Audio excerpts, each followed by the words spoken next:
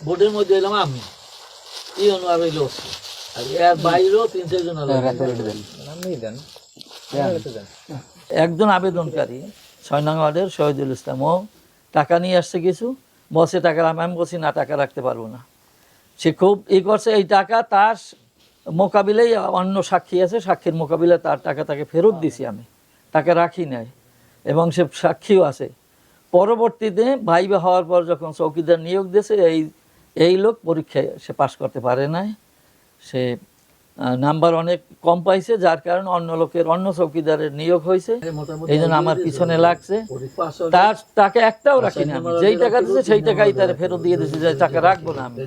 তারপরও আমার নামে যে টাকা খাইছে। গতকালকে আমাদের ইউনিয়ন পরিষদের চেয়ারম্যানের যে ভিডিওটা ভাইরাল হয়েছে আমাদের গ্রাম পুলিশ নিয়োগের আর্থিক অনিয়মের বিষয়ে সে বিষয়ে ইতিমধ্যে তাকে আমরা শোকজ করেছি এবং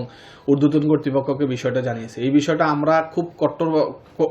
একদম স্ট্রংলি আমরা দেখব যাতে করে কোনো ব্যত্যয় না হয় এবং আমাদের নিয়োগ থেকে শুরু করে অন্যান্য যে সকল কার্যক্রম আছে আমাদের সরকারি যে সকল প্রণোদনা আছে যাতে কোনোটাতেই আর্থিক অনিয়ম যাতে না থাকে এবং আর্থিক সংশ্লিষ্টতা না থাকে সেই বিষয়টা আমরা খুব স্ট্রংলি আমরা মনিটরিং করব। আচ্ছা, এখানে একটা বিষয় আছে যে উনি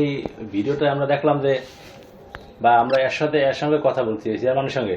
উনি আপনাকে বা আপনার যে কর্মচারী আছে 2-3 জন ওনাদের দোষারোপ করছে এই বিষয়টা আসলে কি না এইরকম আমার অফিসের আমি এটা আমার অফিসকে ইয়ে করতে পারি যে আমার অফিসের কোনো লোক এটা ইভেন্টটা তো নাই আমরা টোটালি মেধার সাথে নিয়োগ দিছি মেধা যোগ্যতা দিয়ে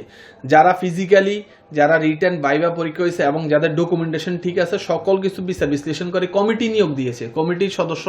যারা আছেন সবাই এখানে বোর্ড বসে সিদ্ধান্ত নিয়েছে এবং যেদিন আমরা পরীক্ষা দিছি সেদিনই কিন্তু আমরা রেজাল্ট দিয়ে দিচ্ছি ভাইভা যেদিন হয়েছে ওই দিনই কিন্তু রাত্রেবেলা আমাদের রেজাল্ট দিয়ে দেওয়া হয়েছে ফলে এইখানে অন্য কোনো ধরনের ইনফ্লুয়েন্স করা বা বায়াস করার কোনো সুযোগ নেই। সেখানে ভিডিওতে যেই চৌকিদার নিয়োগের ক্ষেত্রে আমাদের যেই নিয়োগ হয়েছে এই নিয়োগে তার যে আর্থিক সংশ্লিষ্টতা আছে এই বিষয়ে আমরা তাকে জবাব চেয়েছি জবাব পাওয়া মাত্র আমরা ঊর্ধ্বতন কর্তৃপক্ষকে বিষয়টা অবহিত করবো 3 দিনের মধ্যে জবাব চেয়েছে ইতিমধ্যে আমরা ঊর্ধ্বতন কর্তৃপক্ষকে আমি জানিয়েছি তারপরেও আগামী তার শোকজের জবাবের পরিপ্রেক্ষিতে আমরা আবার বিষয়টা অবহিত করবো লিখিতভাবে অবহিত করবো।